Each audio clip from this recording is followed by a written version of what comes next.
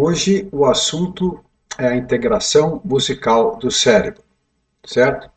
Então, como eu falei no episódio anterior, é a partir do mapeamento de módulos especializados nas variadas tarefas de processamento da música que a gente consegue estimular e integrar a comunicação do cérebro.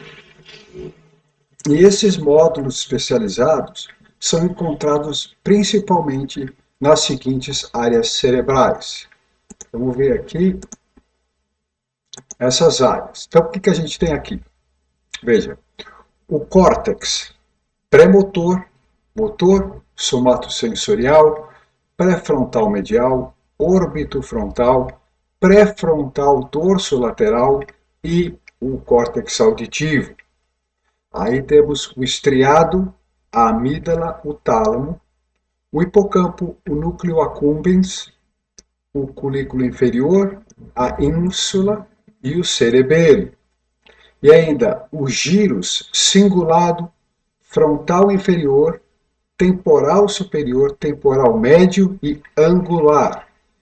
E mais, tem no lóbulo parietal inferior, o plano temporal e o precúneus.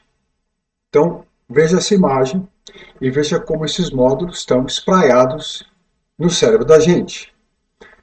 Bom, basicamente, quando a gente escuta a música, cada detalhe, cada nuance, cada camada harmônica que você discerne durante a escuta, significa que circuitos neurais estão trabalhando numa rede integrada através desses módulos, tá? Uma rede que é contemporizada, conforme o cérebro vai produzindo e harmonizando a sequência de sons que a gente escuta. Vem tudo numa sequência, certo? Então, em outras palavras, a dinâmica do processamento musical naturalmente demanda tarefas cerebrais que são executadas por essas redes distribuídas de populações neurais, que são dedicadas a encontrar confluência no tempo para proporcionar a experiência da escuta, certo? E veja que, sendo que a música toca ao longo do tempo, né, o cérebro vai produzindo e integrando sons que são ordenados sequencialmente, numa percepção, essa sequência, né, vira uma percepção musical coerente, quer dizer, o cérebro vai armazenando e unificando uma sequência de informações sonoras, certo? Numa única percepção. Então, em consideração ao contexto operacional desse processo de integração de dados, como a gente vê nessa imagem aí, essa integração implica diversas regiões cerebrais associadas à especialização neural das várias dimensões musicais, certo? Que, reiterando, tratam do ritmo, do andamento, do tom, da melodia, dos intervalos tonais, da harmonia e do timbre da música. Cada módulo desse aí, ó, é especializado numa dessas dimensões. E está tudo espalhado, certo? Então, atenção. Isso significa que a concomitância, quer dizer, a simultaneidade do processamento musical, recruta populações de neurônios a disparar juntos a partir de localizações e regiões do cérebro diferentes, algumas bem distantes uma da outra, mas todas no mesmo compasso. Está todo mundo junto, ao mesmo tempo, a partir de regiões distantes, certo? Agora, guarda essa peça. De forma complementar ao nosso entendimento desse processo, nós temos a chamada Lei de Hebb, que é a principal base interpretativa da plasticidade cerebral, que é comumente parafraseada, a lei de Hebb é comumente parafraseada da seguinte forma: neurônios que disparam juntos se conectam conjuntamente. Tá?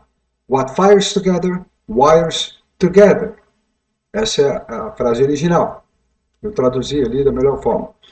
Bom, essa mecânica de disparo conjunto tem um significado imenso e explica muita coisa que a gente vai ver agora.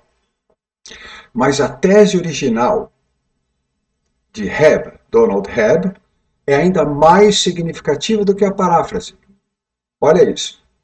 Veja que em 1949, o psicólogo canadense Donald Hebb propôs uma explicação neurofisiológica absolutamente brilhante para a aprendizagem e a memória.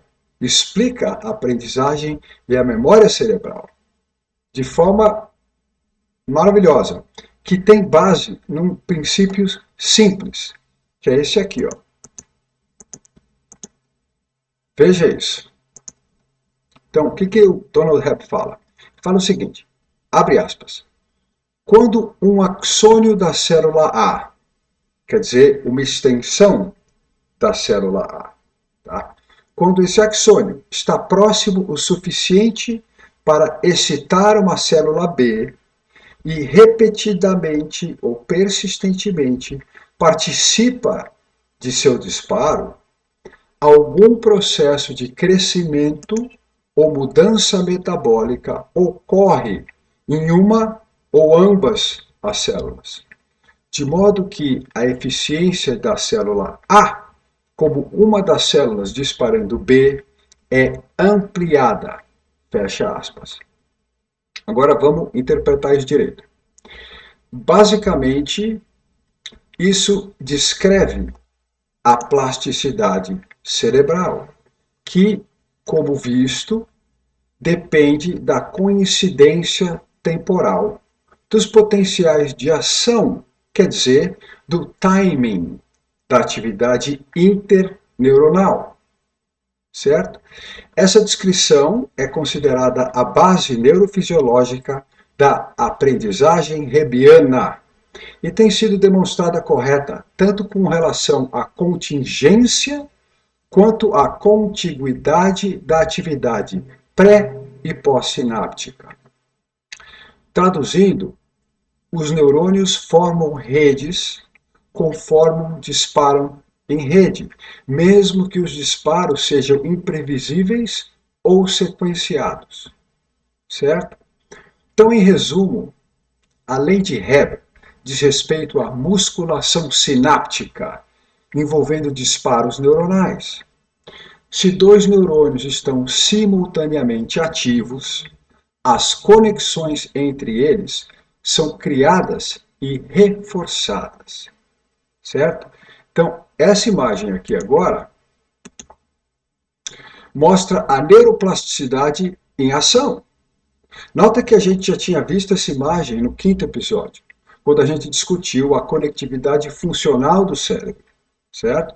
E agora a gente observa essa mesma imagem para ilustrar a neuroplasticidade, porque é a neuroplasticidade que dá origem a essa amarração dos axônios e proporciona redes cerebrais cada vez mais conectadas, mais desenvolvidas, certo?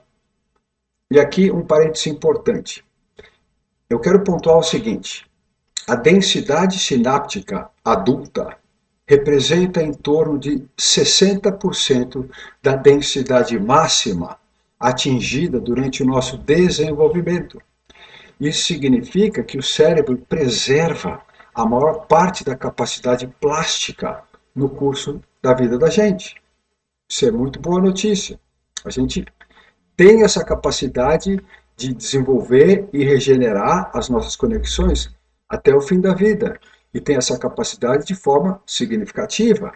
60% fica com a gente, conforme a gente vai ficando mais velho. Tá? Então, agora, Se a noção da coincidência temporal é o fator central da plasticidade cerebral, né? Coincidência temporal é o fator central da plasticidade. Se isso é verdade, a gente pode concluir, sem nenhuma hesitação, que a música é o grande indutor da plasticidade cerebral, porque nenhum outro estímulo tem o poder de ativar tantos lugares juntos ao mesmo tempo como a música, certo? De modo que, inevitavelmente, a escuta musical induz o desenvolvimento das ligações que formam as redes neurais, através da coordenação simultânea de sinais entre os neurônios de todas essas regiões cerebrais. Correto? Então, no final das contas, a música opera em vários níveis, por conta das várias dimensões musicais, e atua no cérebro inteiro. Tá? Resumindo, é isso. Mas nesse contexto, tenha em mente que a raiz dos efeitos da música reside na resposta elétrica do cérebro ao estímulo da música. Como a gente viu no episódio anterior, o som é a resposta elétrica do cérebro ao estímulo acústico, certo? Em consequência disso, o processamento da música acaba determinando a tendência da atividade elétrica do cérebro, ativando redes simultaneamente. Então, isso pode alavancar o desenvolvimento neurológico de várias maneiras, inclusive potencializando outros tipos de terapia ocupacional, fonológica, comportamental, porque essas terapias pegam uma carona na harmonização elétrica do cérebro que é causada pela música, porque essa harmonização estabelece as coordenadas primárias de uma reorganização elétrica generalizada no cérebro. Em resumo, a música desencadeia todo um processo que educa o sistema nervoso a partir de um padrão elétrico reorganizado, harmonizado. E por isso, no próximo episódio, nós vamos falar da harmonização elétrica do cérebro e como isso pode educar o sistema nervoso e harmonizar o comportamento das crianças. Ok? Até lá!